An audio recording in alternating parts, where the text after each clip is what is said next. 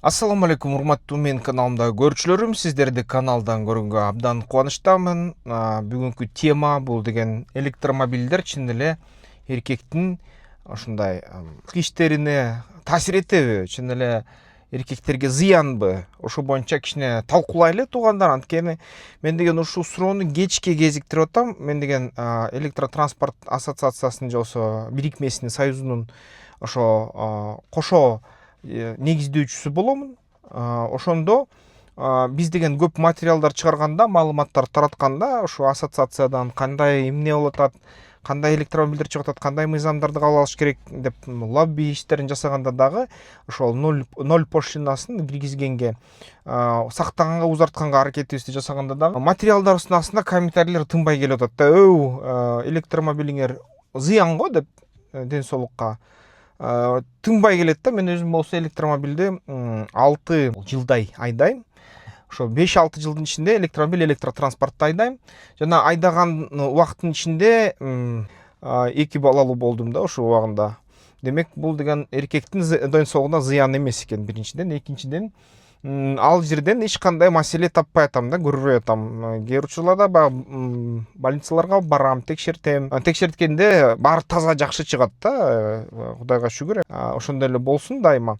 Бирок ошол комментарийлер баары бир бүтпөй атат да. Ошон үчүн бул видеону жасагым келди. Мен деген жасалма интеллекттин жардамы менен интернетти казып, башка эксперттер менен сүйлөшүп, маалыматты издегенге аракет кылдым. Чын эле барбы ушундай дүйнө жүзүндө өткөрүлгөн изилдөө жана ушундай ден соолугуна электромобилдер чын эле зыянбы деген суроону койгондо мета изилдөөлөр чыкты деп интернетте бирөөлөр да жазып атышат да. Баягы хайп кылып атышат да, мындай темалар жазалар. Электроунаалар өтө эркектерге зыян, бирок ошол зыяндыкты мисалы үчүн бул дары лецитин чечип коет. Ошон үчүн менин профилимдеги номерге жазгыла, мен силерге лецитин сатам дейт да бирөөсү. Бирөөсү дагы баягы липофизная кислота сактайт силерди, липофизная кислота алгыла дейт да. Ушинтип рекламалар жазат.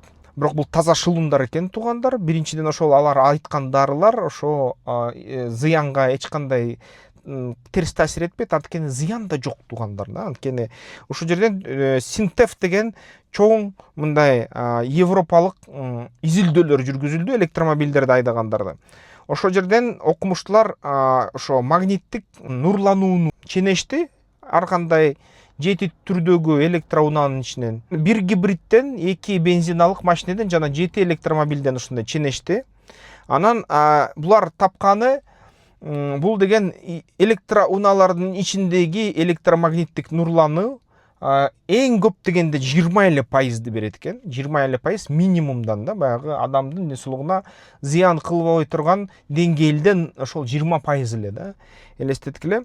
Анан IRP деген дүйнөлүк уюм бар экен. Ал деген ошол электромагниттик нурлануунун мындай зыяндуулугун адамга изилдейт экен да. Ошолордун маалыматтары боюнча берилген деңгээлден ошол 20% аз болот деп элестеткиле, электромагниттик нурлануу. Анан дагы мен көп комментарий угам. Союз кезинде троллейбустарга иштегенге бир гана аялдарды отургузчу эле, эркектерди отургузбачу эле деп айтышат да. Эми элестеткиле, килейген советтик троллейбус, килейген мотор электромагниттик эски. Анан азыркы электромобилдер да. Мисалы үчүн троллейбуста отурганыңда баягы инвертор сенин астыңда болот аткан да, отуруп аткан айдоочунун астында болот аткан. Ал эми килейген ошол троллейбустун электромагниттик мотору менен азыркы электроунаалардын моторун салыштырсаң, моторлор азыр дөңгөлөктүн ичинде да, инверторлор дагы капотто же болбосо машинанын артында. Такыр мындай таасир этпейт да. Ушуну булар изилдегенде эмнени таашты?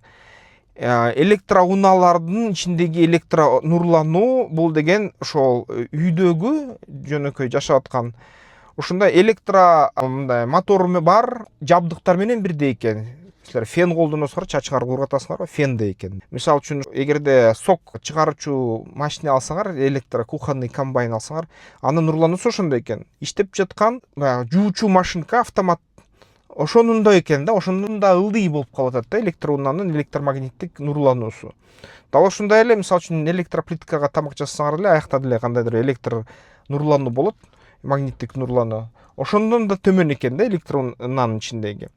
Анан бир да эч кандай мындай сырткы башка изилдөөлөрдө башка өлкөлөрдө жок. Ошо адамдын баягы үрөөнүн, эркектин үрөөнүн бузуп коет деген чыкпай атат, тастыкталбай атат.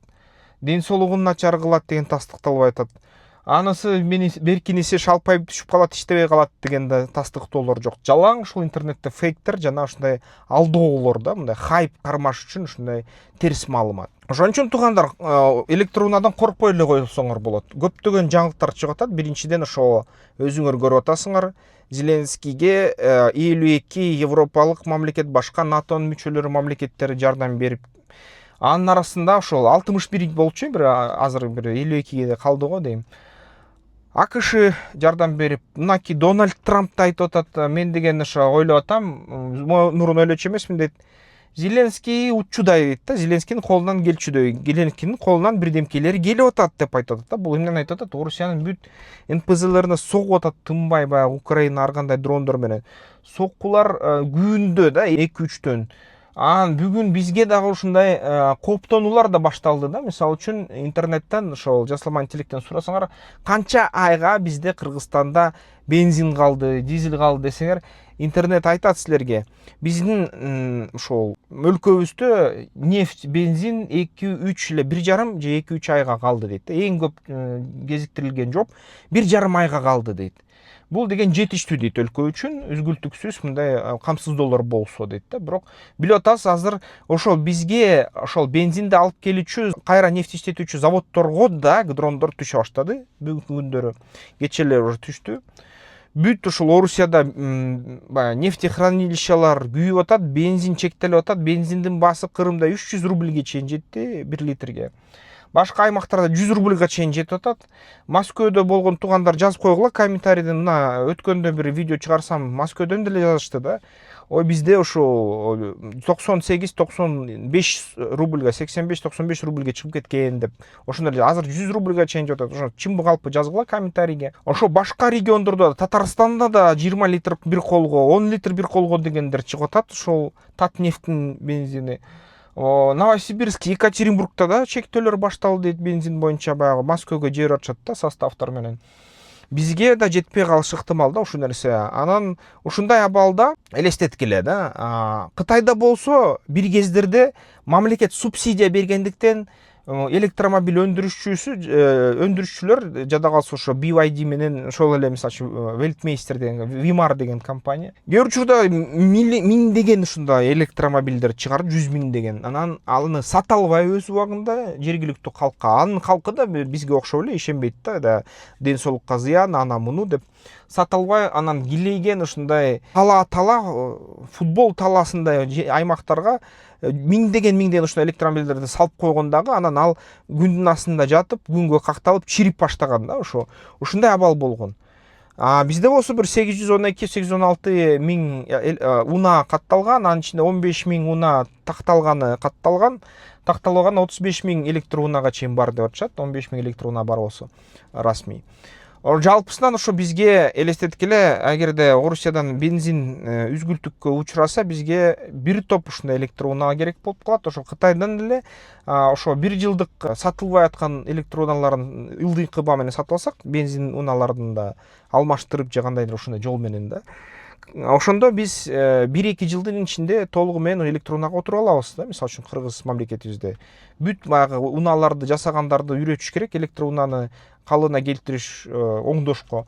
Ошондо унукка туруп калабыз кадимкидей. Бизге жакында 2-3 жылдын ичинде кошумча электрогестер, башка станциялар кошулат. Бизге мындайынан айтканда 2 миллиард киловатт саат керек да. Мисалы үчүн бүткүл өлкөдө эгерде 1,5 миллион электроунаны койсок, ошончо бизге миллиард киловатт саат керек. Муну азыр киргизе турган гестер камсыздай алат да.